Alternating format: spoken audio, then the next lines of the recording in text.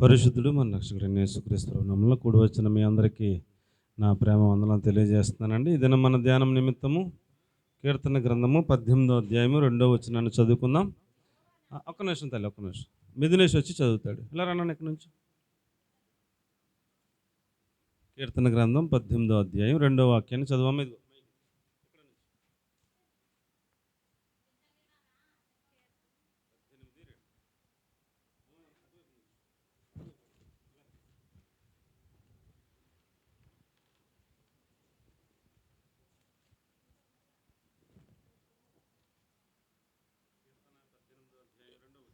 యెహోవా నా శైలము, నా కోట, నన్ను రక్షించువాడు. నా కేడెము, నా రక్షణ శృంగము, నా ఉన్నత దుర్గము, నా దేవుడు. నేను ఆశ్రయించియున్న నా దుర్గము, కీర్తనీయుడైన యెహోవాకు నేను మొర్రపెట్టగా ఆయన నా శత్రువుల చేతిలో నుండి నన్ను రక్షించును. దేవుడి బిడ్డను ఆశీర్వదించునుగాక. చక్కగా వాక్యాన్ని చదివిన మెదినేషన్ బట్టి నేను దేవుని స్తుతిస్తూ ఉన్నాను. మంచిది ప్రియులారా, చిన్న ప్రార్థన చేసుకుందాం. పరిశుద్ధము నమ్మగలిగిన మా ప్రియ పరలోకపు తండ్రి, మీ పరిశుద్ధ పునరుద్ధానంలో మీ సన్నిధిలో మమ్మల్ని చేర్చిన దేవా మీకు స్తోత్రాలు. మీ వాక్యాన్ని ధ్యానం చేసుకోబోతుండగా అల్పుడను నిష్ప్రయోజకుడైన నన్ను మీరు అంగీకరించి అగ్ని చేత కాల్చి పుట్టం వేసి పరిశుద్ధపరిచి మాకు ప్రయోజనకరమైన పాత్రగా వాడుకోమని మీకే మహిమ చెల్లిస్తూ వినబుద్ధి పుట్టించువానిగా, సమ్మతి గల మనసు పుట్టించువానిగా, గ్రహింప చేయమనిగా పరిశుద్ధాత్మ మీ శైలిలో మీ స్థాయిలో మీ కార్యాలన్నీ చేయమని యేసయ్య పేరట ప్రార్థించి అడిగి పెడుకొని పొంది ఉన్నాం తండ్రి, ఆమె. ప్రియులారా, మనం చదువుకున్న వాక్య భాగంలో భక్తుడు ఆయన ఏమంటున్నాడంటే, మళ్ళీ చదవమ్మా. యెహోవా నా శైలము, నా కోట, నన్ను రక్షించేవాడు, నాకు కేడెము, నాకు రక్షణ శృంగము, నాకు ఉన్నత దుర్గము, నా దేవుడు, నేను ఆశ్రయించుచున్న నా దుర్గము అంటూ ఆయన మాట్లాడుతున్నాడు. వీళ్ళరా, దావీదు గారు అంటే ఏమండి, మనకులాగా సామాన్యుడు కాదు. ఆయన రాజుగారు. ఎవరండి? రాజు. ఇశ్రాయేల్ దేశానికి రాజుగారండి. ఇజ్రాయెల్ దేశం అంటే 12 గోత్రాలు. ఇజ్రాయెల్ దేశం అంటే పెద్ద మహా సామ్రాజ్యం. దావీదు గారు పరిపాలించిన రోజుల్లో ఆ చుట్టుపక్కల ఉన్నటువంటి రాజ్యాలన్నిటినీ కూడా ఎవరి మీదకి వెళ్ళినా, ఫిలిస్తీన్ల మీదకి వెళ్ళినా, ఏమండి, అమాలేకీల మీదకి వెళ్ళినా, ఆ చుట్టుపక్కల ఎవరు కాళ్ళు దువ్వినా యుద్ధానికి వెళితే మాత్రం దావీదు గారిది విజయం. 40 సంవత్సరాల పరిపాలన చరిత్రలో దావీదు ఓడిపోవడం అనేది లేదు. అంత అరివీర భయంకరమైనటువంటి మహా పరాక్రమశాలిగా, గొప్ప పేరు ప్రఖ్యాతులు తెచ్చుకున్నవాడిగా, ఏమండి, చక్రవర్తిగా పరిపాలన కొనసాగిస్తున్నటువంటి మహారాజు గారు చెబుతున్న మాటలు ఇవి. ఆయన అంటాడు, నా దేవుడు నా రక్షణ శృంగము, నాకు శైలము, నాకు కోటగా నా దేవుడు ఉన్నాడు, నన్ను రక్షించేవాడిగా నా దేవుడు ఉన్నాడు, నన్ను విడిపించేవాడిగా, నా డెలివరర్ ఆయన నన్ను విడిపించేవాడిగా ఉన్నాడు, నాకు బలమునిచ్చేవాడిగా ఉన్నాడు, నా నా నమ్మకం నా దేవుడే, నా ట్రస్ట్ నా దేవుడే, నా రక్షణ శృంగముగా ఆయన నాకున్నాడు, నాకు ఉన్నత దుర్గము, హై టవర్, నాకు ఉన్నత దుర్గముగా నా దేవుడు నాకు ఉన్నాడు అంటూ ఇన్ని రకాలుగా దేవుని గురించి ఆయన అనుభవాలను మనకు చెప్తున్నాడు. ప్రియులారా, ఒక దేశాన్ని పరిపాలించే రాజు ఏమండి ఎవరి మీద ఆధారపడ్డాడంటే దేవుని మీద ఆధారపడ్డాడు. దేవునికి స్తోత్రం కలిగినగా. నన్ను రక్షించేవారు, రాజుని రక్షించడానికి ఎవరు ఉండరా? ఏమండి చెప్పండి. ఒక దేశాన్ని పరిపాలించే చక్రవర్తిని రక్షించడానికి కమాండర్లు ఉండరా అమ్మా? కమాండర్లు ఉండరా? పోలీసులు ఉండరా? ఏమండి, దానికి సంబంధించిన పెద్ద పెద్ద అధికారులు ఉండరా? ఆయనకి వాహనం ఉండదా? ఇప్పుడు మన ప్రధానమంత్రి గారికి మీరు కనుక ప్రధానమంత్రి గారి రక్షణ గురించి మీరు కనుక ఎంక్వైరీ సెర్చ్ చేస్తే గూగుల్లో, ఆయన పరిపాలించే కారు ఆ కారులో ఉండే ఫెసిలిటీస్ చూస్తే మనకి చాలా ఆశ్చర్యపోతాం అనమాట అండి. ఒకవేళ ఎవరైనా దుండగులు వచ్చి పిస్టల్‌తో, గన్‌తో పేలిస్తే ఆ కారుకి ఏమీ కాదట. ఏదైనా బాంబేస్తే కారుకి ఏమీ అవ్వదంట. ఏవండీ? ఎన్ని రకాలుగా ప్రయత్నించినా, ఎన్ని రకాలుగా అందులో ఉన్న వ్యక్తిని అటాక్ చేద్దాం అనుకున్నా, వాళ్ళ వల్ల కాకుండా అలాంటి డిజైన్‌తో ఆ కారుని శత్రు దుర్భేద్యంగా తయారు చేస్తారు. ఆ కారే కొన్ని కోట్ల రూపాయలు ఉంటదటండి. నిన్న ఎప్పుడో చూశాను నేను. అంత అందులో అడ్వాన్స్ ఫీచర్స్ ఉంటాయటండి. శత్రువులు ఒకవేళ 100 మంది వచ్చినా, ఈ కారు ఆళ్ళకి అటాక్ చేత్తది, ఆళ్ళు చచ్చిపోతారు కానీ, ఈ కారులో ఉన్నవాళ్ళకి ఏమీ కాదనమాట అండి. అంత అద్భుతమైనటువంటి నైపుణ్యం చేత ఆ కారుని తయారు చేశారు. ప్రధానమంత్రి గారు నడిచి వెళ్తూ ఉంటే, ఆయన చుట్టూ ఎన్ఎస్జీ కమాండోలు, పెద్ద పెద్ద కమాండోలు ఉంటారు. అసల ఆ యొక్క శత్రు దుర్భేద్యమైన వాళ్ళ వల నుంచి ఆయనను చేరుకోవడం అసాధ్యం. ఆయనకు అంత రక్షణ కవచంగా వాళ్ళందరూ ఉంటారు. అలాగే దావీదు గారికి కూడా సైన్యం ఉంది. ఏమండి? సైన్యం ఉందా లేదా అమ్మా? ఉందా లేదా? సైన్యం ఉంది. ఒక దేశం యుద్ధానికొస్తే, శత్రు దేశం ఏదైనా యుద్ధానికొస్తే దావీదు గారు ఎల్లక్కర్లేకుండా సైన్యాధిపతిని పంపిస్తే, సైన్యాధిపతి అవతల దేశాన్ని కొట్టుకొచ్చేస్తున్నాడు. యోవాబు ఒక్కడెళ్తే అవతల దేశ సైన్యాన్ని ఓడించి వచ్చేస్తున్నాడు. ఒక్క సైన్యాధిపతి సైన్యాన్ని వేసుకెళ్ళి. అలాంటి మెరికల్ లాంటి యోధులు, వీరులు అనేక మంది దావీదు చేతి కింద ఉన్నారు. దావీదే ఎల్లక్కర్లా. నానా అమాలేకీయులు వచ్చారంట, ఫిలిస్తీన్లు వచ్చారంట, ఒకసారి చూడండి అంటే సరిపోద్ది మనోడు. అలాగే ఆర్డర్ ఇస్తే సరిపోద్ది. అందరిని జయించుకొచ్చేస్తారు మనోళ్ళు వెళ్ళి. అలాంటి యుద్ధ వీరులు, శూరులు, పరాక్రమవంతులు బోలంతమంది, అనేక మంది దావీదు చేతి కింద సైన్యంలో ఉన్నారు. మరి వీళ్ళందరూ కాపాడలేరంటారా? కాపాడగలుగుతారంటారా? కాపాడలేరంటారా? చెప్పండి అమ్మా. దావీదు ప్రాణానికి ప్రాణం అడ్డేసి వాళ్ళు ఇంతమంది ఉన్నారు. కానీ దావీదు నమ్మకం వీళ్ళెవ్వరి మీద లేదు. దేవునికి స్తోత్రం కలిగను గాక. దావీదు నమ్మకం దేవుని మీద పెట్టుకున్నాడు. దేవునికి స్తోత్రం చెప్పండి. మనం కూడా ఎలా తయారవ్వాలంటే ప్రియులరా, మనకున్న డబ్బును చూసో, మనకున్న బంధువులను చూసో, మనకున్న తెలివితేటలను చూసో, మనకున్నటువంటి ఏమండి పరిసర, మనకున్న గృహాన్ని చూసో, మనకున్న చదువును చూసో, నాకేంటి నా జీవితం, నా పిల్లల మనవలు తినగలిగినంత బుల్లంత ఆస్తి నేను కూడబెట్టాను అని మనం దేన్నో చూసుకుంటే ఇవన్నీ మనల్ని కాపాడలేవు. ఇవన్నీ మనల్ని కాపాడలేవు. బైబిల్ గ్రంథం మీరు జాగ్రత్తగా చదువుకుంటే, రాజుగారిని ఆ కింద ఉన్నవాడు ఎవడొకడు రాజుగారిని చంపేసి ఇటు రాజు అయిపోయిన సందర్భాలు బోలెన్ని ఉన్నాయి. బైబిల్ గ్రంథంలో చాలా మనకు కనపడతాయి అలాగా. అతల్య అనే ఒక స్త్రీ తన కుమారుడైనటువంటి రాజు చనిపోతే, అనారోగ్యం చేత చనిపోతే, అతడి పిల్లలు ఉంటారు కదా, తర్వాత రాజు అవ్వాల్సిన వాళ్ళు, వాళ్ళందరినీ చంపించేసి ఈవిడే ఎక్కేసి కూర్చుంది రాజుగా. ఏమండి? ఒక రాజును సంహరించి ఇంకొక రాజుగా ఎక్కటానికి చాలా ప్రయత్నాలు చేస్తూ ఉంటారు. ఎవరిని నమ్మతగలేదు ఈ లోకంలో. ఏమండి? నమ్మతకుందా? ఎవరిని నమ్మతగలేదు.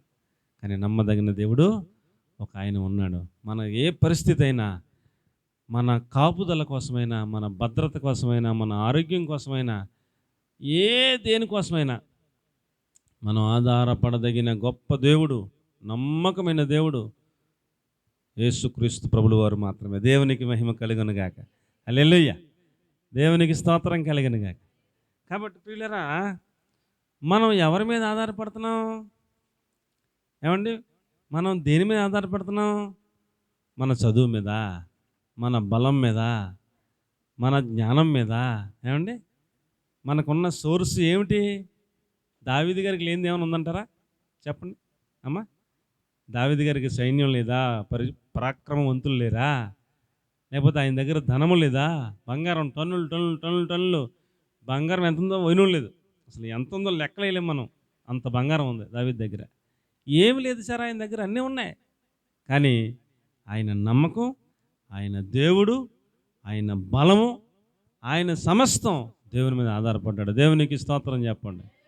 ప్రియులారా, ఆయన చెబుతున్న ఈ వాక్యాన్ని ధ్యానం చేస్తూ ఉంటే రాత్రి సమయంలో నేను కూడా ప్రతి విషయంలో ఆయన మీద ఆధారపడాలి అని నాకు నేర్పిస్తున్నట్టు అనిపించింది.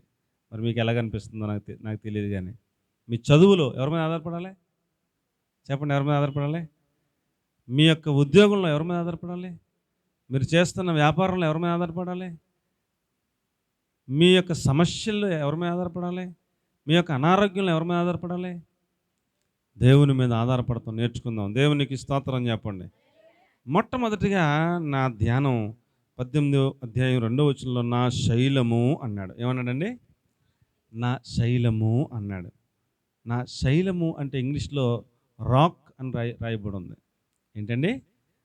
ఒక రాయి, నాకు ఆధారమైన ఒక రాయిగా నా దేవుడు ఉన్నాడు, ఒక స్టోన్గా, ఒక రాక్గా ఆయన నాకున్నాడు అంటూ ఆయన మాట్లాడుతూ ఉన్నాడు. కాబట్టి ప్రియులరా, మనకి కూడా మన కాళ్ళ మీద నిలబడతాం కాదు, కానీ యేసుక్రీస్తు ప్రభుల వారు అనేటువంటి ఒక బండ మీద మనం నిలబడతాం నేర్చుకోవాలి. దేవునికి స్తోత్రం చెప్పండి. మనం ఆయన మీద నిలబడతాం నేర్చుకోవాలి. ఆయన పునాది మీద నిలబడతాం నేర్చుకోవాలి. ఆ బండ మీద నిలబడతాం నేర్చుకుంటే, ఆయన మీద ఆధారపడటం నేర్చుకుంటే, మనం ఆయన మీద నమ్మకం పెట్టుకోగలిగితే మన విషయాలన్నీ ఆయన చూసుకుంటాడు. దావీదు గారికి ఎంతమంది శత్రువులు తెలుసండి? అడుగడుగున శత్రువులే, అడుగడుగున గోతులు తీసేవాళ్ళే, అడుగడుగున ఆయన రచించిన కీర్తనలన్నీ చూస్తూ ఉంటే, నేను ఎప్పుడు నన్ను చిక్కించుకోవాలని నా శత్రువులు ఉరులు ఒడ్డి ఉంచారు ప్రభువా, వలలు ఒగ్గి ఉన్నారు ప్రభువా, నా ప్రాణము తీయుచువారు అనేకులు ఉన్నారు ప్రభువా, నా ప్రాణమును కాపాడు ప్రభు అని ఆయనకు రచించిన కీర్తనలో ఎన్ని చోట్ల మనకు కనపడుతుందో. అడుగడుగున ఆయనకి పొంచి ఉన్న ప్రమాదాలు ఎన్నో ఉన్నాయి, కానీ ఎవ్వరూ ఏమీ చేయలేకపోయారు. దేవునికి స్తోత్రం కలిగిన. ఎవరు ఏం చేయలేకపోయారు. వాళ్ళ ఒగ్గారు, వాళ్ళు తీసి గోతులు తీశారు, వాళ్ళు చేయాల్సిన పనులన్నీ చేశారు, కానీ ఎందులోనూ పడకుండా ఆయన అద్భుతంగా 40 సంవత్సరాల పరిపాలనలో దావీదు జీవితకాలం అంతట్లో దావీదును కాపాడి సంరక్షించి ఒక ఆదర్శవంతుడిగా దేవుడు నిలబెట్టాడు. దేవునికి మహిమ కలుగునుగాక. మన జీవితంలో కూడా ప్రియులరు అనేక సందర్భాలు మనకు ఎదురవుతూ ఉంటాయి, అనేక శోధనలు ఎదురవుతూ ఉంటాయి, అనేక ఇబ్బందులు ఎదురవుతూ ఉంటాయి, అనేక సందర్భాల్లో మనం ఏం చేయాలో తోచని పరిస్థితులు మనకు ఎదురవుతూ ఉంటాయి.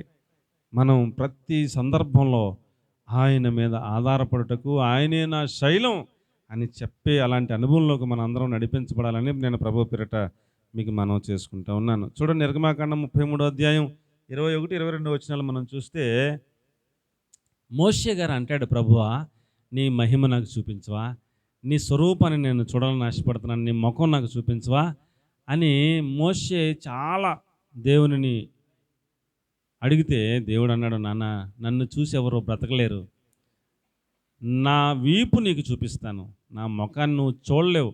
ఎందుకంటే మానవ మాతృలో కళ్ళు కెపాసిటీ ఈ లోక సంబంధమైన వస్తువులు చూడటానికే ఆ కెపాసిటీ సరిపోద్ది.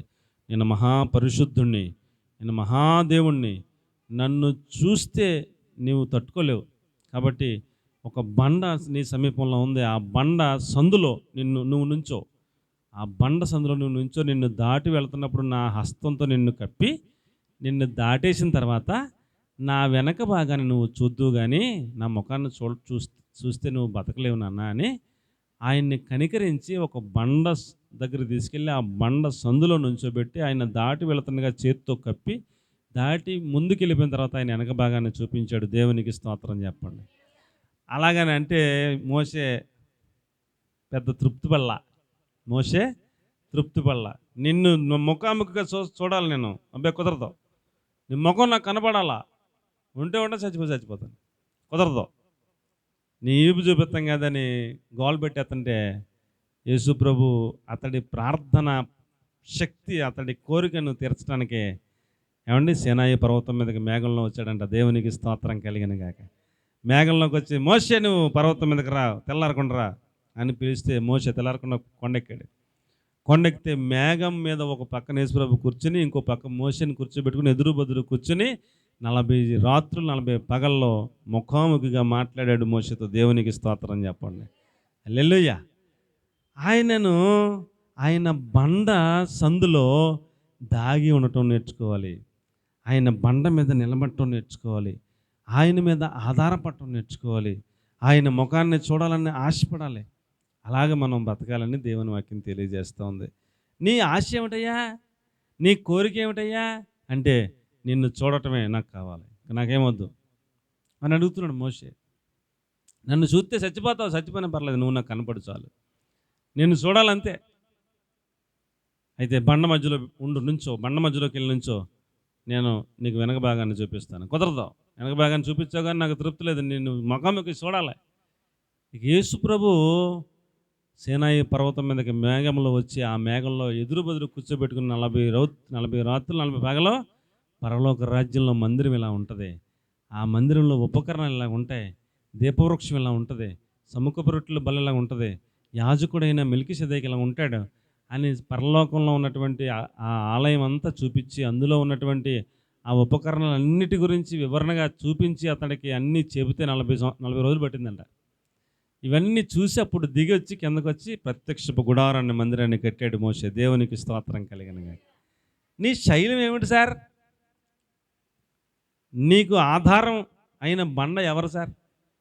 నువ్వు ఎవరి మీద ఆధారపడ్డావు అనేది మనం ఈ రోజున చాలా ఒక నిర్ణయానికి రావాల్సినటువంటి మెసేజ్ అని మీకు నేను మనవి చేసుకుంటూ ఉన్నాను. మీరు ఎవరి మీద ఆధారపడుతున్నారు? ఈ లోకస్తుల మీద ఆధారపడుతున్నారా? భర్త మీద ఆధారపడుతున్నారా? భార్య మీద ఆధారపడుతున్నారా? డబ్బు మీద ఆధారపడుతున్నారా? లేకపోతే మీ చదువు మీద, బలం మీద ఆధారపడుతున్నారా? ఏమండి, దావీదు గారు రాజుగారు అయినా ఎవరి మీద ఆధారపడటానికి ఇష్టపడలా.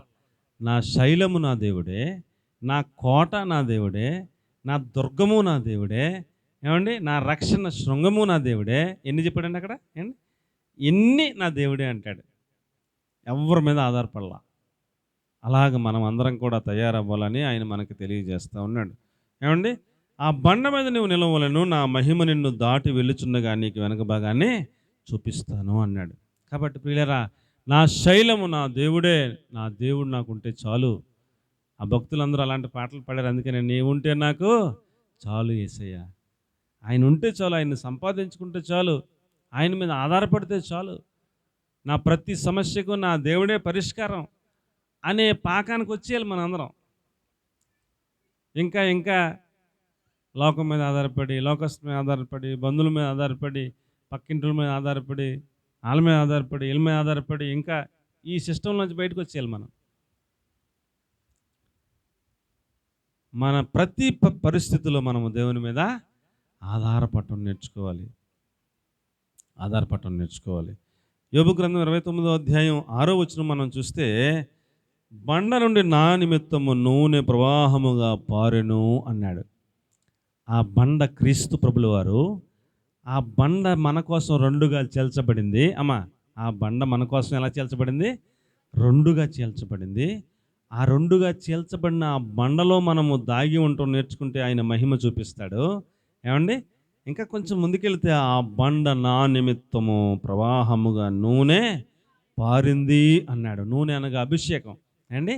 ఆ బండ అయిన క్రీస్తు ప్రభుల వారిలో నుంచి మన మీదకి అభిషేకం వస్తూ ఉంది. దేవునికి స్తోత్రం కలిగినగాక. దేవుడు మనల్ని అభిషేకిస్తూ ఉన్నాడు. ఆయన మన కొరకు చీల్చబడ్డాడు. ఆయన మనకు దాహము తీర్చే మధురమైన నీళ్లు ఆయన లోపల నుంచి మనకి అనుగ్రహిస్తూ ఉన్నాడు. ఆయన బండగా ఉండి మనకి అభిషేకించడానికి ఆ బండలో నుంచి నూనెను ఇస్తూ ఉన్నాడు అని చెప్తున్నాడు.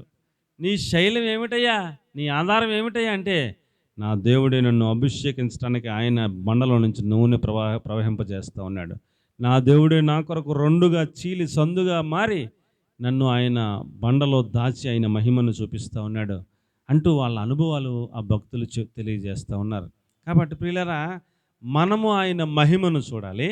మనము ఆయన అభిషేకమును, నూనెను సంపాదించుకోవాలని మీకు నేను మనవి చేస్తూ ఉన్నాను. ఇంకా కీర్తన 31వ అధ్యాయం 2వ వచనంలో అంటాడు, ప్రాకారము గల ఇల్లుగా ఆయన నాకు ఉండును అన్నాడు. దేవుడు మనకు ఎలా ఉంటాడటండి? ప్రాకారము కలిగిన ఇల్లుగా నా దేవుడు నాకు ఉంటాడు అన్నాడు. ఉందమ్మా ఆ మాట? ప్రాకారము గల ఇల్లుగాను నాకు ఉండుమని దేవుడికి చెప్పుకుంటున్నాడు. ఎలా చూడండి, నా వైపు చూడండి. ప్రాకారము లేని ఇల్లు ఎలా ఉంటుంది? ప్రాకారము కలిగిన ఇల్లు ఎలా ఉంటుంది చెప్పండి. ఇప్పుడు ఒక ఇంటికి గేట్లు పెట్టారు, చుట్టూ ప్రహారీ గోడ కట్టారు. ఆ ఇల్లు ఎలా ఉంటుంది? గేట్లు లేవు, ప్రహారీ లేదు. ఆ ఇల్లు ఎలా ఉంటుంది? ఎలా ఉంటుందండి చెప్పండి. ఒక ఒక ప్రాకారము లేని పురము అంటే ఒక ఒక ఒక ప్రాకారం లేని ఒక ఊరు ఎలా ఉంటుంది? ప్రాకారం ఉన్న ఊరు ఎలా ఉంటుంది చెప్పండి? ఒక ప్రాకారం ఉన్న ఊర్లో ఆ ప్రాకారం మీద బురుజులు పెడతారు. బురుజులు అంటే ఆ బురుజులు కట్టితే ఆ బురుజుల్లో సైనికుడు ఉంటాడు. సైనికుడు అలా చూస్తూ ఉంటాడు ఆ ప్రాకారం ఉన్న ఊర్లో. ఆ ఊర్లోకి ఎవడైనా శత్రువు వస్తుంటే ఈ ప్రాకారం మీద ఉన్న సైనికుడు సౌండ్ చేస్తాడు. ఊర్లో అందరూ ఎలర్ట్ చేస్తాడు, డంపు కొడతాడు, అందరూ ఎలర్ట్ అయిపోతారు. ఒక ప్రాకారమే లేకపోతే శత్రువు ఏ మూల నుంచి వస్తున్నాడో, ఎప్పుడు వస్తున్నాడో, రాత్రి వస్తున్నాడో, పొద్దున్న వస్తున్నాడో, ఏ ఇంట్లో దూరాడో, ఏం పట్టుకుపోయాడో, ఎవరిని పట్టుకుంటావు ఎలా తెలుస్తుంది? చుట్టూ ప్రాకారం ఉన్నటువంటి ఒక గ్రామానికి ఆ ప్రాకారం మీద బురుజులు ఉంటే, బురుజుల మీద సైనికులు ఉంటే, సైనికులు నిత్యము కాపలా డ్యూటీలు వేసుకుని కాపలా కాస్తూ ఉంటే 24 గంటలు ఎవడో ఆ ఊరిలోకి ప్రవేశించలేడు. ఆ ఊరికి ఒక మెయిన్ గేట్ ఉంటే ఆ మెయిన్ గేట్ దగ్గర కూడా సైనికులు ఉంటే ఎవడు రాగలదు ఊర్లోకి? ఎవడన్నా వస్తాడా? ఏమైనా ఊర్లో ఏమైనా పోతుందా? మనకేమైనా అపాయం కలుగుతుందా? ఎవరైనా శత్రువులు మన మీదకి అటాక్ వస్తే వీళ్ళు ముందుగా అలర్ట్ చేస్తే ఊర్లో వాళ్ళందరూ కూడా అలర్ట్ అయ్యి వాళ్ళ మీద యుద్ధానికి వెళ్ళి వాళ్ళ మీద యుద్ధం చేసి వీళ్ళకి గెలుస్తానికి అవకాశం ఉంటుంది ప్రాకారం ఉంటేను. ప్రాకారం లేకపోతే ఏ శత్రువు ఎప్పుడు వస్తాడో తెలియదు, ఎవరిని ఎప్పుడు చంపేస్తాడో తెలియదు, ఎప్పుడు ఏమైపోతుందో తెలియదు. అంతా అస్తవ్యస్తం, అంతా ఏమీ భద్రత లేని పరిస్థితి. ఇప్పుడు నా దేవుడు నాకు ఎలా ఉంటాడంటున్నాడు? అమ్మ చెప్పండి, ఎలా ఉంటాడంట? నా దేవుడు నాకు ప్రాకారము కలిగిన ఇల్లులాగా ఉండుము అని ఆయన ప్రార్థన చేసుకుంటూ ఉన్నాడు. అదే నా శైలము అంటున్నాడు. నా దేవుడు నాకు శైలము. ఎలాంటి శైలం? నన్ను అభిషేకించే శైలం. ఎలాంటి శైలం? నన్ను ఆయన మహిమ నాకు చూపించడానికి ఆయన బండ సందులో దాచేటువంటి నా శైలం. ఎలాంటి శైలం? ప్రాకారము కలిగిన ఇల్లులాగా నన్ను కాపాడే నా శైలం. ఇంకా కొంచెం ముందుకెళ్తే అంటాడు 41 కీర్తన 2వ వచనంలో, నీ బండ మీద నా అడుగులు స్థిరపరిచెను అంటాడు. మన అడుగులు ఎక్కడ స్థిరపరచబడ్డాయంటండి? ఆయన బండ మీద మన అడుగులు స్థిరపరిచేశాడు అని అంటున్నాడు. ఇక చదువు. నా పాదములు బండ మీద నిలిపి నా అడుగులు స్థిరపరిచాడు. ఇక అటు ఇటు తూలిపోవటం, పడిపోవటం అలాంటిది ఏమి ఉండదు. ఇక నన్ను స్థిరపరిచేశాడు ఆయన మీద అని చెబుతున్నాడు. కాబట్టి పిల్లరా, మన ఆత్మీయ జీవితం ఎలా కట్టబడాలి అమ్మా? ఎలా కట్టబడాలి? ఒకడేమో ఇసుక మీద కట్టుకున్నాడంట ఆత్మీయ జీవితాన్ని. గాలి వచ్చింది, వర్షం వచ్చింది, విసిరి ఆ ఇంటి మీద కొట్టింది, ఆ ఇల్లు కూలిపోయిందంట. ఒకడు బండ మీద, క్రీస్తు ప్రభువుని బండ మీద తన ఇల్లు కట్టుకున్నాడంట.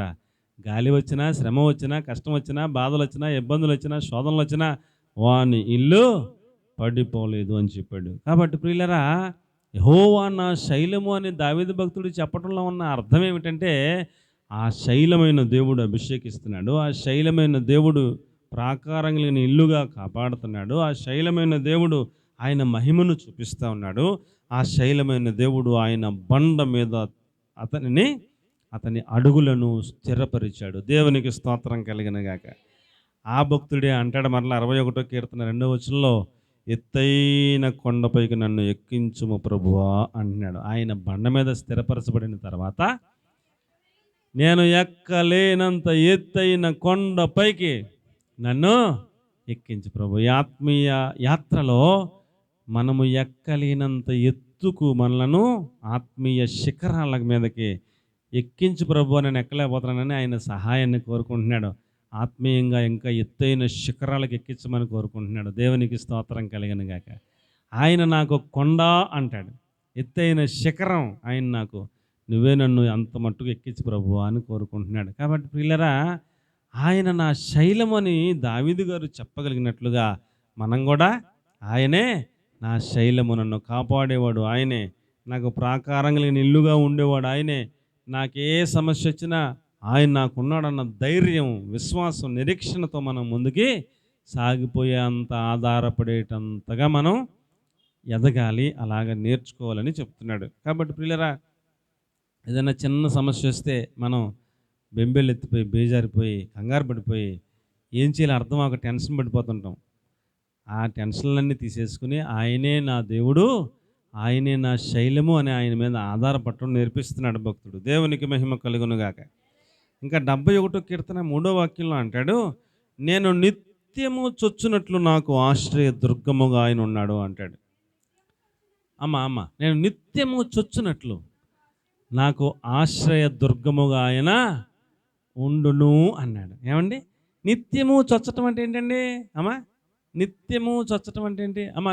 నా వైపు చూడండి, నా వైపు చూడండి. ఇప్పుడు పగల మనకేదో ఆపదొచ్చింది, పగల మనకేదో కష్టం వచ్చింది. మన చిన్నాన్న పెదనాన్న ఉండడానికి గబగబా పరిగెత్తుకెళ్ళి వాళ్ళ ఇంటికి వెళ్ళాం. పగలు కాబట్టి ఒక తలుపు కొట్టగానే తీసి అమ్మ ఏట్రా అని అడిగారు.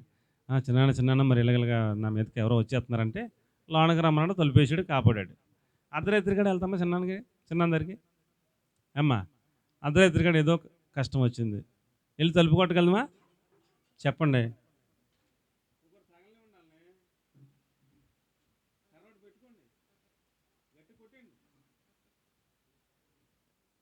అర్ధరాత్రి కాడ చిన్నందరికి వెళ్ళగలమా?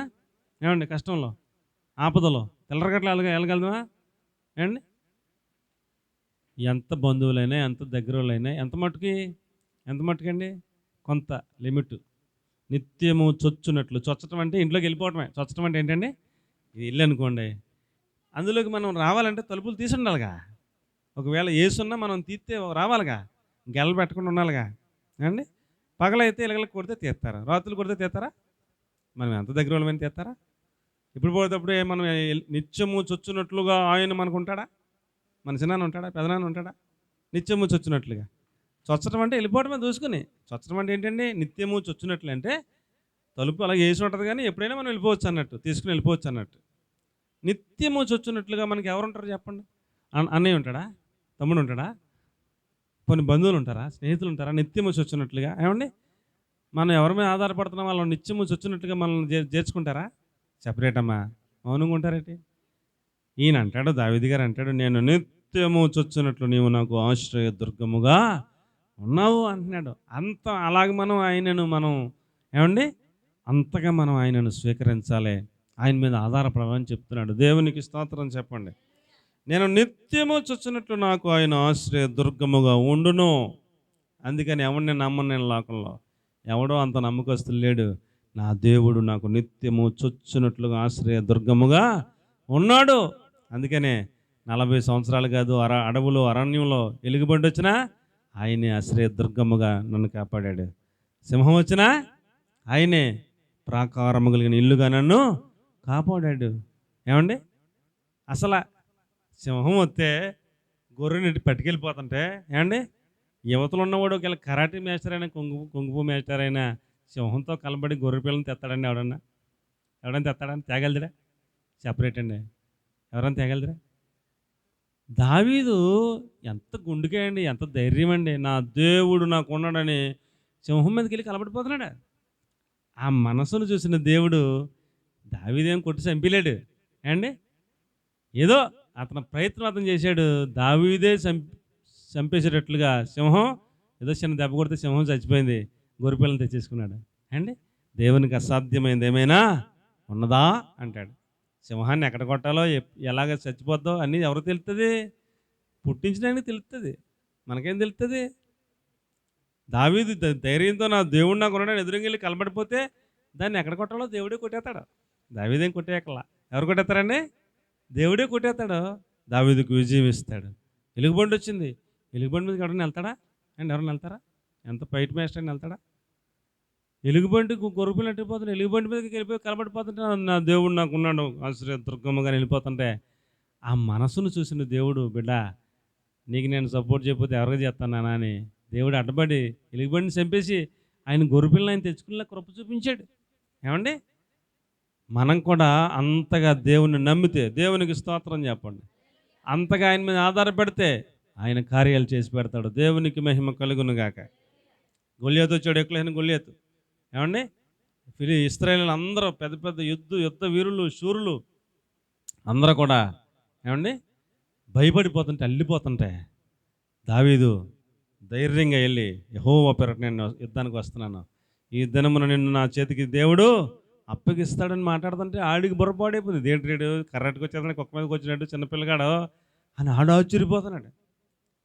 ఆశ్చర్యపోయి శపించాడు. ఆడు విద్యలు ఉపయోగించాడు. ఒక్క దెబ్బకి ఏమండి రాయి తీసి కొడితే మనవడు కొడితేనే పడిపోడంటారా గొలియాతు? ఏమండి? కుర్రోడు దేవుని మీద ఆధారపడ్డ మనసును చూసిన దేవుడు ఒక దెబ్బ దేవుడే కొట్టేశాడు. కొట్టితే పడిపోయాడు. పడిపోతే వెళ్ళి అతడి కత్తి తీసి అతడి తల నరికి పట్టుకొచ్చేసాడు. దేవునికి స్తోత్రం కలిగిన గాక.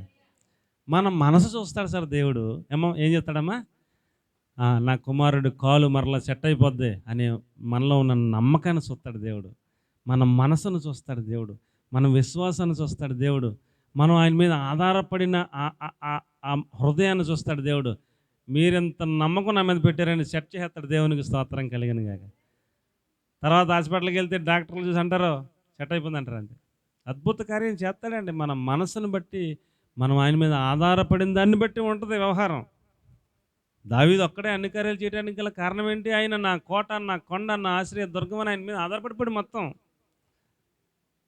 కాబట్టి ప్రియులరా, దేవుడు అన్ని కార్యాలు ఆయన పట్ల చేశాడని మీకు నేను మనవి చేసుకుంటూ ఉన్నాను. ఇంకా చూడండి 89వ కీర్తన 26, నీవు నా తండ్రివి, నా దేవుడవు అని దేవుణ్ణి తండ్రిగా పెట్టుకున్నాడంట. దేవుణ్ణి ఎలా పెట్టు?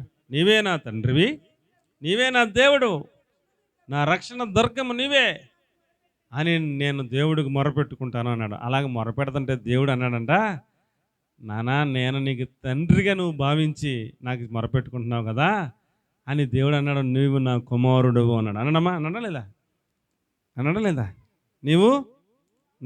నీవు నా జ్యేష్ఠ కుమారుడవు, భూరాజులలో అత్యున్నతునిగా నిన్ను నేను చేయుదును అన్నాడు. దేవునికి బిగ్గరగా స్తోత్రం చెప్పండి.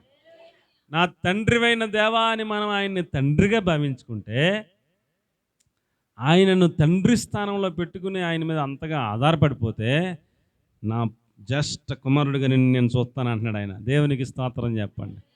కుమారుల్లోకి వెళ్ళి 2 ఉంటే జ్యేష్ఠ కుమారుడు అంటే ఇక అంతా డబల్ అనమాట అండి. జ్యేష్ఠ కుమారుడికి తండ్రి యొక్క బల ప్రారంభము జ్యేష్ఠ కుమారుడికే మొత్తం అన్నట్టు, ఎక్కువ ప్రాధాన్యత అన్నట్టు. ఏమండి? బైబిల్ గ్రంథంలో కూడా అలాగ రాశారు. నా జ్యేష్ఠ కుమారుడిగా నిన్ను చూస్తాను, నా భూరాజులలో అందరికంటే నిన్ను అత్యున్నతునిగా నిన్ను చేయుదును అన్నాడు. అలా చేశాడా లేదా అండి? దావీదు గారు ఎప్పుడు దావీదు గారు ఈరోజు కూడా దావీదు గారి పేరు చెప్పకుండా ఏ సబ్జెక్టు అవదో, ఏ వాక్యం అవదో. యేసుప్రభుల వారే దావీదు కుమారుడా అనిపించుకోవాలని ఆశపడ్డాడు. దేవునికి స్తోత్రం చెప్పండి. ఆయన సింహాసనం మీద యేసుప్రభు కూర్చుంటానన్నాడు. దేవునికి స్తోత్రం చెప్పండి. కాబట్టి ప్రియులరా, మనం ఆయన మీద ఆధారపడిన దాన్ని బట్టి మనకి ట్రీట్మెంట్ ఉంటుంది. ఏమండి? అర్థమైన వాళ్ళకి అర్థమైనంత దేవునికి స్తోత్రం. కాబట్టి ప్రియులరా, మనము ఆయన మీద ఆధారపడిన దాన్ని బట్టి ఆయన మనలను నా జ్యేష్ఠ కుమార్తెగా నిన్ను చూస్తాను, భూరాజులలో అందరికంటే అత్యున్నతునిగా నిన్ను చేస్తాను అన్నాడు. అలాగే మనల్ని కూడా చేస్తాడు. ఆయన మీద అలాగ అంతగా ఆధారపడాలి అని నేను మీకు మనవి చేసుకుంటూ ఉన్నాను. ఇంకా కొంచెం ముందుకెళ్తే మత్తయి సువార్త 16:18 ఈ బండ మీద నా సంఘాన్ని కట్టుదును అన్నాడు. దేవునికి స్తోత్రం కలిగిన గాక. ఆయన బండ మీద సంఘమును కడతాడు, మన అందరినీ కడతానన్నాడు. కాబట్టి మన అందరం ఎవరి మీద ఆధారపడాలి? దేవుని మీద ఆధారపడాలి. ఆయనే నా శైలము అని చెప్పే అలాంటి పాకానికి మన అందరం కూడా రావాలి. ఇంకా చిన్న చిన్న విషయాలకే బెంబెలు ఎత్తిపోయి, గంగిర్లు ఎత్తిపోయి, ఏమండి, అటు తిరిగి ఇటు తిరిగి, అటు పరిగెట్టి ఇటు పరిగెట్టి, అలాగ చెప్పి ఇలాగ చెప్పి అన్నీ మానేద్దాం. ఎవరి మీద ఆధారపడదాం? ఏ కొంపలు మునిగిపోయినా మోకాళ్ళు లేద్దాం, దేవుని మీద ఆధారపడిపోదాం.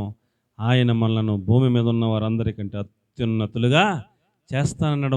ఆయన జ్యేష్ఠ కుమారులుగా మనలను చూస్తానని చెప్పాడు. దేవునికి గట్టిగా స్తోత్రం చెప్పండి. రెండవ మాట ఇంకేమంటాడంటే, ఆయన నా కోట అన్నాడు. ఏమిటండి? ఆయన నా కోట అన్నాడు. మొట్టమొదటిది ఆయన నా శైలము అన్నాడు. రెండవది ఆయన నాకు కోట అన్నాడు. ఏమండి? ఆ కోటలో ఏమున్నాయి తెలుసా? ఏమండి అమ్మా, ఆ పిల్లలు తగలి సరి కూర్చోబెట్టమ్మా. ఎందుకు నువ్వు ఏం మాట్లాడవా? తగలి కూర్చోబెట్టు, ఎడుతుంది ఏంటి సంస్కృతి ప్రాంతంలోనే ఎలా ఏంటిది? నువ్వున్నప్పుడు తగలి. ఆయన నాకు కోట అన్నాడు. కీర్తన 91:2. ఆయన నాకు కోట అన్నాడు. ఏమండి? ముందేమో శైలము అన్నాడు, తర్వాత ఏమో నా కోట అన్నాడు. కోట అని ఆ కోటలో కోటగా ఉండి దేవుడు నీకు ఏం చేస్తున్నాడయ్యా అని అడిగితే చెప్తాడు. ఏమండి? వేట కాని ఉరు నుండి నన్ను కాపాడుతున్నాడు అన్నాడు. ఎలా కాపాడుతున్నాడంట? వేటగాడు ఉరి ఒడుతాడు. వేటగాడు ఏం చేస్తాడండి?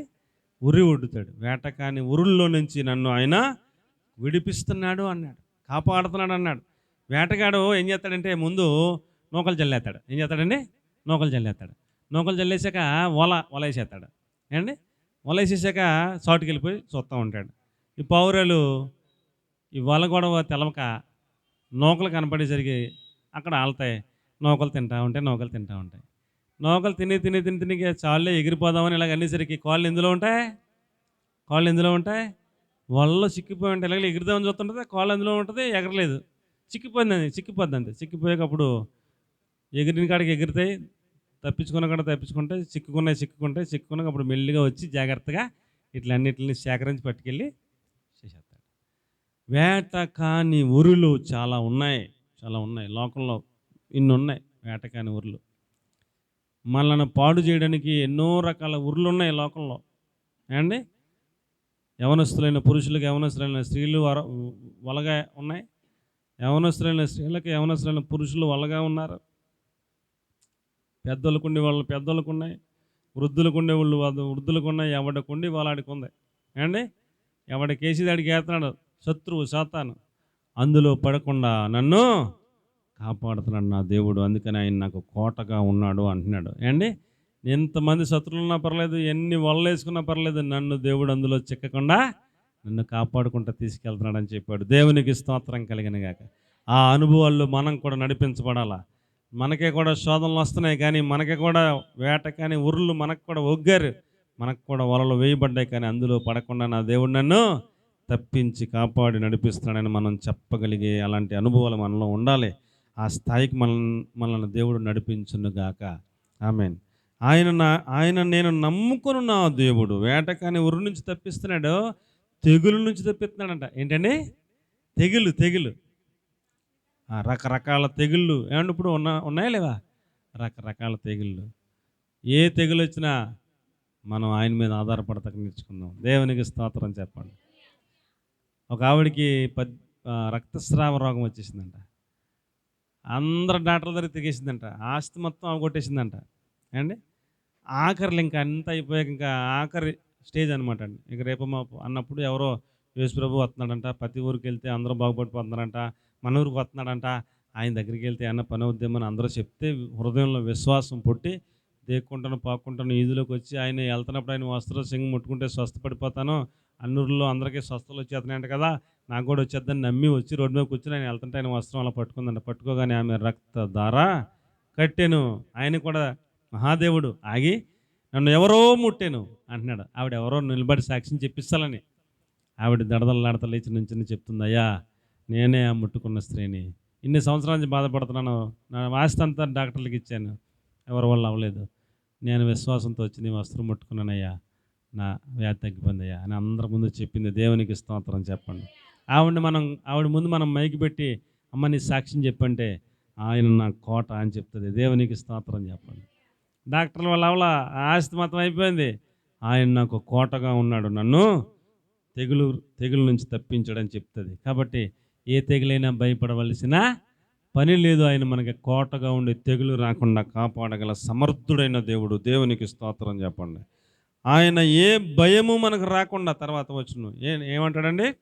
పగటి వేళ ఎగురు బాణము కానీ, రాత్రి వేళ కలుగు భయము కానీ, నా పక్కనే 1000 మంది పడిపోతే అండి, నా పక్కనే ఎంతమంది అండి అమ్మా, ఎంతమంది అండి? నా పక్కనే ఒకడొస్తేనే దడొచ్చేది కదా, ఒకడొస్తేనే మనకి వ్యతిరేకంగా ఒకడే వచ్చి ఏటరా నీ గొడవ ఏటరా అంటేనే దడొచ్చేది మనకి కదా. 1000 మంది వచ్చి ఎదురుగా నుంచున్నా సరే నేను భయపడను అంటున్నాడు. 1000 మంది కాదు, 10,000 మంది పక్కన వచ్చినా నేను భయపడను. ఏంట్రా నీ ధైర్యం అంటే, నా ధైర్యం నా దేవుడు, ఆయన నాకు ఒక్కడనే, కానీ నా చుట్టూ ఆయన ఎలా ఉంటాడు? కోటగా ఉంటాడు. 1000 మంది వస్తే నాకెందుకు, 10,000 మంది వస్తే నాకెందుకు, కోటను దాటి నా దగ్గరికి ఎవడు రాలేడు అంటున్నాడు. దేవునికి స్తోత్రం చెప్పండి. అంత ధైర్యంగా ఉన్నాడు, భయం లేదు. ఏం లేదండి?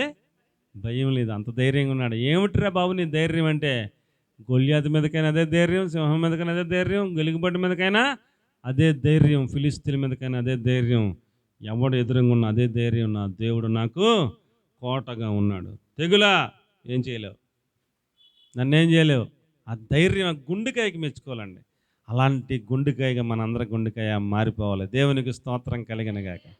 మనందరం అలాంటి విశ్వాసం కలిగిన వాళ్ళుగా మారిపోవాలి. దేవునికి స్తోత్రం కలిగిన గాక. మనందరికీ అలాంటి నిరీక్షణ కలిగిన వాళ్ళకి మనం మారిపోవాలి. దేవునికి స్తోత్రం కలిగిన గాక. చిన్న చిన్నట్లుగా బెంబేలు ఎత్తిపోవద్దు. ఇంక అయిపోయింది మన పని అనుకోవద్దు. దేవుడు మన కొరకు రాబో కాలంలో ఉన్నతమైన ఉద్దేశాలు కలిగి ఉన్నాడు. దేవునికి స్తోత్రం కలిగిన గాక. మనల్ని దేవుడు ఆశీర్వదించబోతున్నాడు. దేవునికి స్తోత్రం చెప్పండి. ఆయన మీద ఆధారపడదాం. ఇంకోటి మూడో మాట అంటాడు, ఏ అపాయము నీకు రాదు అంటున్నాడు. అందులో రెండులోనే ఏమంటున్నాడండి, తెగులు కానీ, ఏమండి భయము కానీ, బాణము కానీ, ఏమి 10,000 మంది కానీ 1,000 మంది కానీ నీకు ఎదురుగా వచ్చినా భయపడక, నీకు అసలు ఏ అపాయమో అసలు రాదా, నేను నీకు కోటగా ఉన్నాను అన్నాడు. దేవునికి బిగ్గరగా స్తోత్రం చెప్పండి. మూడో మాట, ఆయన విడిపించేవాడు. ఏం చేస్తాడండి? ఇంగ్లీష్లో రాసి ఉందా, తెలుగులో లేవు కానీ ఇంగ్లీష్లో ఆయన డెలివరర్ అన్నాడు. ఏంటండి? ఆయన డెలివరీ చేస్తాడు. ఆయన శైలముగా ఉంటాడు, ఆయన కోటగా ఉంటాడు, ఆయన డెలివరీ చేస్తాడు. డెలివరీ అంటే విడిపిస్తాడు, ఏమండి, విమోచిస్తాడు, కాపాడతాడు. ఎలా విమోచిస్తాడు? రోమపత్రిక 11:26లో యాకోబులో నుండి భక్తిహీనతను తొలగిస్తాడంట. మనలో ఉన్న భక్తిహీనతను దేవుడు ఏం చేస్తాడటండి? తొలగించే విమోచకుడుగా ఆయన మనకున్నాడు. దేవునికి స్తోత్రం చెప్పండి. మనం భక్తిహీనులం. మనం ఎవరమండి? నా వైపు చూడండి. రక్తహీనత అంటే ఏంటి? తెలుగే కదండి చెప్పింది. రక్తహీనత అంటే ఏంటి అమ్మా? రక్తం తక్కువగా ఉందని అర్థం. రక్తహీనత అంటే, రక్తహీనత వలన చాలామంది చచ్చిపోతున్నారు. మీరు రిపోర్ట్ చూసుకోండి. దేశంలో రక్తహీనత చేత ఎంతమంది చచ్చిపోతున్నారని అడగండి, గూగుల్ చెప్తుంది. రక్తహీనత చేత చాలామంది చచ్చిపోతున్నారు. అందుకనే ప్రభుత్వం ఏమండి చిన్నపిల్లలకి గుడ్లు ఎందుకు ఇస్తున్నారు? అంగన్వాడీలో గుడ్లు ఎందుకు ఇస్తున్నారు? రక్తహీనత బారిన పడకూడదని. పాలు ఎందుకు ఇస్తున్నారు? రక్తహీనత నుంచి బయటపడాలండి. చిక్కీ ఎందుకు ఇస్తున్నారు? చెప్పరేటండి. రక్తహీనత నుంచి బయటపడాలండి. ఇంకేంటంటే పిండ్లు ఇస్తారు. పిండ్లు, చోడు పిండి అని, ఆ పిండి అని, జొన్న పిండి అని, ఏంటంటే పిండ్లు ఇస్తారు. ఎందుకు ఇస్తారు? ఆ తల్లి, బిడ్డన కన్నా తల్లి రక్తం కోల్పోతుంది, రక్తహీనత బారిన పడుతుంది. తల్లి చచ్చిపోకూడదు, బిడ్డ చచ్చిపోకూడదు, రక్తం మరలా ఇంప్రూవ్ అవ్వాలనే ఇన్ని రకాలు మనకి ఇస్తున్నారు. ఉత్తినే ఎత్తలేదు. రక్తహీనత అంటే రక్తం తక్కువగా ఉంటాం. భక్తిహీనత అంటే భక్తి తక్కువగా ఉంటాం. భక్తి తక్కువగా ఉన్నా చచ్చిపోతాం. అర్థమవుతుందంటారా ఏమన్నా? భక్తి ఉండాల్సినంత ఉండాలి. రక్తం 11, 12, 14 ఉండాలి. 7 ఉంటే చచ్చిపోతాం. 6, 7 ఉంటే ఏం చెప్తారు డాక్టర్ గారు? రెడ్ లైన్లోకి వచ్చేసావు, చాలా డేంజర్ జోన్లో ఉన్నావు, కొంచెం జాగ్రత్తగా ఉండు, బలమైన ఆహారం తిను అంటారా? ఏమండే అంటారా? అమ్మ దానిమ్మకాయలు ఎక్కువ తిను, ఖర్జూరం ఎక్కువ తిను, లేకపోతే ద్రాక్ష పళ్ళు ఎక్కువ తిను, రక్తం ఎక్కువగా పట్టడానికి మందులు ఎక్కువ వాడు, ఇవన్నీ ఎందుకు చెప్తారండి? అమ్మ ఎందుకు చెప్తారు? డేంజర్ జోన్లో ఉన్నావు, చచ్చిపోతావు, బతకాలి కాబట్టి ఇవన్నీ వాడమని చెప్తారు. అలాగే భక్తిహీనత నుంచి మనల్ని ఆయన ఏం చేస్తాడంట? విడిపిస్తాను. యాకోబులో కూడా భక్తిహీనత ఉంది. ఆ భక్తిహీనతను ఆయన తొలగిస్తాడు అన్నాడు. అందుకని ఆయన విడిపించే దేవుడు. ఆయన మనలో ఉన్న భక్తిహీనతను విడిపించడానికి ఆయన చచ్చిపోయాడు మన కోసం. అది కూడా చెప్పాడు. ప్రకటన 1:6లో మన పాపముల నుంచి మనల్ని విడిపించడం కోసమే ఆయన చనిపోయాడు అంటాడు. 2 సమూయేలు 22:22లో దేవుని విడిచిపెట్టడం అనేది భక్తిహీనత అన్నాడు. భక్తిహీనత అంటే ఏంటండి? దేవుని విడిచిపెట్టడం అనేది భక్తిహీనత. ఆరాధన మానేయడం అనేది భక్తిహీనత. ఇవన్నీ ఉన్నాయండి బైబిల్ గ్రంథంలో. చాలా జాగ్రత్తగా ఉండాలి. ఈ భక్తిహీనత నుంచి మనల్ని ఆయన విడిపిస్తాను అంటున్నాడు. అమ్మ చదవంటారా? రోమా 11:26, ఇంకొకరు ప్రకటన 1:6, ఇంకొకరు 2 సమూయేలు 2:22. తన రక్తం వలన మన పాపముల నుండి మనల్ని విడిపించేవానికి, ఆయన రక్తము చిందించి మన పాపాల నుంచి మనల్ని విడిపించే దేవుడుగా ఆయన మనకున్నాడు. అందుకని ఆయన విడిపించే దేవుడు. ఒకటి ప్రకటన రోమా 11:26లో యాకోబులో నుంచి భక్తిహీనత తొలగిస్తా అన్నాడు. 2 సమూయేలు 22:22లో దేవుని విడిచిపెట్టడం అనేది భక్తిహీనత అన్నాడు. మనం దేవుణ్ణి విడిచిపెట్టేవారిగా ఉండకూడదు. ఏమండి? ఓకే. భక్తిహీనుడున్నాయి, నా దేవుని విడిచిపెట్టువాడను. భక్తిహీనులు దేవుని విడిచిపెట్టేస్తారు అమ్మా. ఏమండి? చాలామంది చర్చికి వచ్చే వాళ్ళు, చాలామందిలో ఉన్నటువంటి భక్తిహీనత అనే పాయింట్ ఏంటంటే, వాళ్ళకి ఏదో కష్టం ఉన్నప్పుడు వస్తారు. అమ్మగారు, అయ్యగారు నాకు పిల్లలు పుట్టట్లేదని అని వస్తారు. 7 వారాలు రమ్మంటాం. 7 వారాల్లో ప్రార్థనలు చేస్తాం, ఉపవాసాలు ఉంటాం. 40 రోజుల ప్రార్థనలకు అంటాం, వస్తారు. 40 రోజుల ప్రార్థనలో మన అందరి ప్రార్థనలని దేవుడు దర్శించి ఒక బిడ్డని గర్భవతి అవుతుంది. ఆ తర్వాత మళ్ళీ రారింక. వాళ్ళని ఏమంటారు? వాళ్ళని ఏమంటారండి? భక్తిహీనులు అంటారు. భక్తిహీనులు దేవుణ్ణి విడిచిపెట్టేస్తారు. దేవుడు వాళ్ళకి ఎందుకు కావాలి? గర్భఫలం కోసం కావాలి. దేవుడు వాళ్ళకి ఎందుకు కావాలి? వ్యాధి తగ్గించడం కోసం కావాలి. వ్యాధి ఉన్నప్పుడు వస్తారు ప్రార్థనకి, వ్యాధి తగ్గిపోతే మళ్ళీ కనపడరు. వాళ్ళని భక్తిహీనులు అంటారు. ఏమండి? ఇలాగున మనలో ఉన్న భక్తిహీనత నుంచి విడిపించటం ఆయన చేసే పని అని చెప్తున్నాడు. దేవునికి స్తోత్రం కలిగిన గాక. మనకి మేలు జరిగినా మేలు జరగకపోయినా ఆయనను విడిచిపెట్టే వారముగా మనం ఉండకూడదు. అలాగ మనం తయారవ్వాలంటూ దేవుని వాక్యం బోధిస్తూ ఉంది. ఆయన నా విమోచకుడు, విడిపించేవాడు అన్నాడు. ఏమండి? యోబు గ్రంథం 13:16లో ఆయన సన్నిధికి రానివాడు భక్తిహీనుడు అన్నాడు యోబు గారు. ఆయన సన్నిధి కంటే ఆదివారం మానేసేవాళ్ళు. ఏమండి? ఈరోజు ఒక ఇంపార్టెంట్ పని మీద మా పాస్టర్ గారు ఊరు వెళ్ళాలనుకున్నారు. దేవుని మందిరం ఎక్కువ, ఊరు ఎక్కువ? చెప్పండి. ఏది ఎక్కువ చెప్పండి? ఏది ఎక్కువ? మందిరమే ఎక్కువ. మానేశారు, ఊరు వెళ్తాం మానేశారు. దేవుని మందిరాన్ని విడిచిపెట్టడం, మానివేయడం అంత ఇంపార్టెంట్ ఏదో అనుకోవటం భక్తిహీనత. దేవునికి స్తోత్రం కలిగిన గాక. నా చిన్నప్పటి నుంచి నాకు ఎరిగిన దగ్గర నుంచి ఈ రోజు వరకు ఒక్క ఆదివారం మానేయలేదు. దేవునికి స్తోత్రం చెప్పండి. అది అంత ఇంపార్టెంట్ అయినా సరే అదే మానేతంగానేది మానేయం. భక్తిహీనులు మనం కాకూడదు. భక్తిహీనత నుంచి విడిపించే దేవుడు. ఆయన సన్నిధికి రానివాడు భక్తిహీనుడు అన్నాడు. కీర్తన 37:21. అప్పు చేసి తీర్చకపోతే భక్తిహీనులు అంట. ఎవరన్నా భక్తిహీనులు ఎవరో? అప్పు చేసి తీర్చని వారు భక్తిహీనులు అన్నాడు. అది ఆ బ్యాచ్లో మనం ఉండకూడదు సుమండి. అమ్మా, నీతిమంతులు ధర్మం ఇస్తారు. నీతిమంతులేమో దాక్షిణ్యంగా ధర్మం ఇస్తారు, ఇచ్చి మళ్ళీ అడగరు. భక్తిహీనులేమో అప్పులు చేసి తీర్చరు అన్నాడు. కాబట్టి మనం ఆ బ్యాచ్లో ఉండకూడదు. భక్తిహీనత తొలగించాలని దేవుడు మనల్ని విడిపించే దేవుడుగా ఉన్నాడని చెప్తున్నాడు. అండ్ రోమా 4:5లో దేవుడు భక్తిహీనుని నీతిమంతుడిగా చేయాలని ఆశపడుతున్నాడని చెప్పాడు. రోమా 4:5 చదవండి వెలుగులు. నేను ముగించేస్తాను, దగ్గరికి వచ్చేసాను. రోమా 4:5 అది భక్తిహీనుని నీతిమంతునిగా తీర్చేవాని అందంటే దేవుడు ఏం చేస్తాడట? ఒక భక్తిహీనుణ్ణి, సన్నిధికి రాక తెగించని వాడిని, సన్నిధి ఎప్పుడు మానేసేవాడిని, ఏమండి, పాపముల నుంచి విడిపించటానికి, అతడిని నీతిమంతుడిగా చేయడానికే యేసు ప్రభు వచ్చారు అని చెప్తున్నాడు. దేవునికి స్తోత్రం కలిగిన గాక. కాబట్టి ప్రియులారా, ఆయన మనల్ని విడిపించేవాడుగా ఉన్నాడు. మొదటిది ఎలాగ ఉన్నాడంట? దావీదు గారికి శైలముగా ఉన్నాడు. రెండవది కోటగా ఉన్నాడు.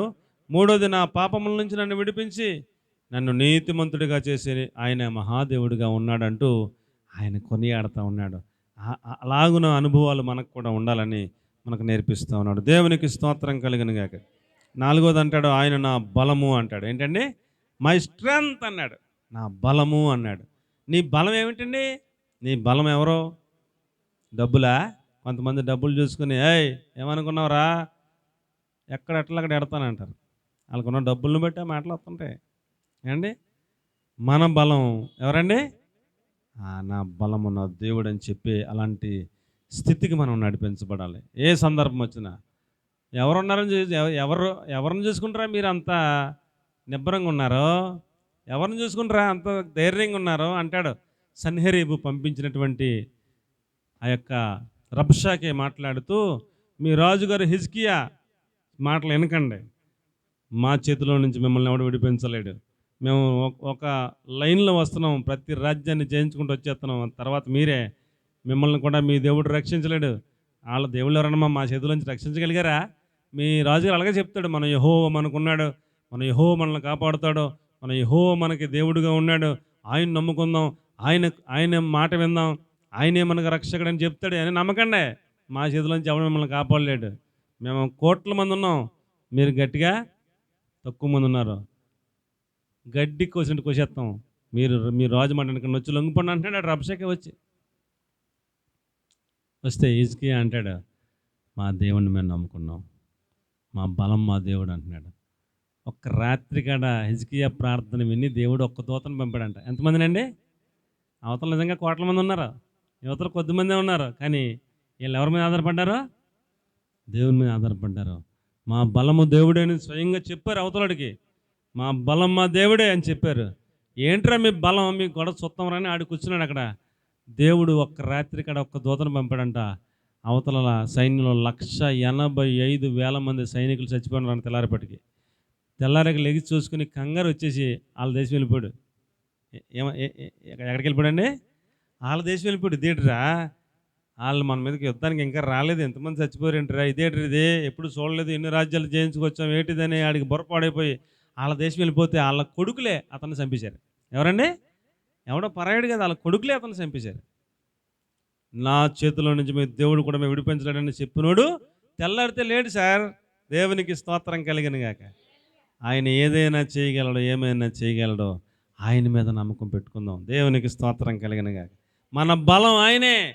చెప్పండి మన బలం ఎవరో? మన బలము ఆయనే. దావీదు గారు అందుకని చెప్తాడు, నా బలము నా దేవుడు అని చెప్తున్నాడు. ఇంకెక్కువ చెప్పలేను, టైం లేదు. ఏమండి? ఇంకా 5వ మాట అంటాడు, నేను నమ్ముకునే నా దేవుడు, I will trust whom I will trust అంటాడు ఇంగ్లీష్లో. ఏమండి? నా నమ్మకం, నా ట్రస్ట్, నేను ఆయన మీదే నమ్మకం కలిగి ఉంటాను, ఇంకా ఎవరి మీద నేను నమ్మకం కలిగి ఉండను అంటున్నాడు. నీ సమస్య ఏదైనా, నీ శోధన ఏదైనా, నీ చదువు విషయంలో కావచ్చు, నీ ఉద్యోగ విషయంలో కావచ్చు, నీ వ్యాపార విషయంలో కావచ్చు, నీ యొక్క వైవాహిక సంబంధం జీవితం విషయంలో కావచ్చు, నాకు ఎలాంటి భర్త వస్తాడో అనే మీమాంసలో ఉండవచ్చును. నీ శోధన ఏదైనా, నీ సమస్య ఏదైనా, నీ ప్రాబ్లం ఏదైనా, నీవు నమ్ముకొనదగిన ఒక సహాయం ఎవరైనా ఉన్నారంటే యేసుక్రీస్తు ప్రభులు వారు ఒక్కరు మాత్రమే. ఆయన్ని మాత్రమే మనం నమ్మాలి. దావీదు గారు చెప్తున్నాడు, whom I will trust my God అంటాడు. దేవునికి స్తోత్రం కలిగిన గాక. నేను నమ్ముకొనదగిన నా సహాయకుడు ఆయన మాత్రమే. ఆయనే నమ్ముకుంటాను, ఇంకెవరినే నమ్ముకోను, ఎవరిని నమ్ముకోను. దావీదు గారు చెప్పాడు, ఒకటి తగలించండి, అస్సలు కనికరించొద్దు. నేను నమ్ముకొనదగిన నా సహాయకుడు ఆయన మాత్రమే అంటాడు. ఒకసారి దావీదు గారు అంటాడు, తన సైన్యాధిపతి అని యోవాబుతో అంటాడు, సర్వ సైన్యంతో అంటాడు, నా కుమారుడైన అబ్షాలోమును కనికరించిన యుద్ధంలో అని దావీదే స్వయంగా చెబితే సైన్యాధిపతి ఏం చేయాలా చెప్పండి? దావీదు మీద కొడుకే తిరుగుబాటు చేసి యుద్ధానికి వచ్చాడు. ఎవరండి? తండ్రి మీద కొడుకే యుద్ధానికి వచ్చాడు. తండ్రి ఏమన్నాడు సైన్యాన్ని పంపిస్తూ, యుద్ధంలో మిగతా వాళ్ళందరూ గొడవ మీరు చూసుకోండి, కానీ నా కొడుకు విషయంలో మాత్రం కనికరించండి, చంపేయకండి అని చెప్పి రిక్వెస్ట్గా అడిగాడు. దావీదు గారు రాజుగారు సైన్యానికి చెప్పాడు. ఇప్పుడు సైన్యాధిపతి ఏం చేయాలి? రాజు మాట వినాలా వద్దా? మా రాజు మీద తిరుగుబాటు చేసినట్టు కొడుకైనా ఒకటి ఎవడైనా ఒకటి అని వెళ్ళి చంపేశాడు ఆ కుర్రాన్ని. అప్పుడు దావీదు గారు అంటాడు, నువ్వు సైన్యాధిపతివే కానీ నాకన్నా నువ్వు బలవంతుడు, మీతో నాకు పొందు లేదు, నా మాటను వింటలేదు అన్నాడు. దావీదు కన్నా యోవా బలవంతుడే, కానీ ఎప్పుడైనా రాజు అయ్యాడా? రాజు అవలా. కాబట్టి ప్రియులరా, మనం ఎవరిని నమ్మగలదాం? సైన్యాధిపతిని నమ్మగలమా? చెప్పండి. రాజు పొజిషన్లో ఉన్నావు, నువ్వే నేనే, సైన్యాధిపతిని నమ్మగలమా? ఏమండి? ఎవరిని నమ్మగలదు? ఎవరిని నమ్మలేం. ఆయన్ని మాత్రం నమ్మచ్చు. దేవునికి స్తోత్రం చెప్పండి. అవును అన్నవాళ్ళు స్తోత్రం చెప్పండి. నీ సందర్భం ఏదైనా, నీ సమస్య ఏదైనా ఆయన నమ్మచ్చు, ఆయన మీద నమ్మకం పెట్టుకో అని దావీదు గారు నా నమ్మదగిన నా సహాయకుడు, I will trust my God అని చెప్తున్నాడు ఆయన. కాబట్టి మనం కూడా అలా చెప్పగలిగే స్థితికి మనం నడిపించబడాలని మీకు నేను మనవి చేసుకుంటూ ఉన్నాను. దేవునికి స్తోత్రం కలిగిన గాక.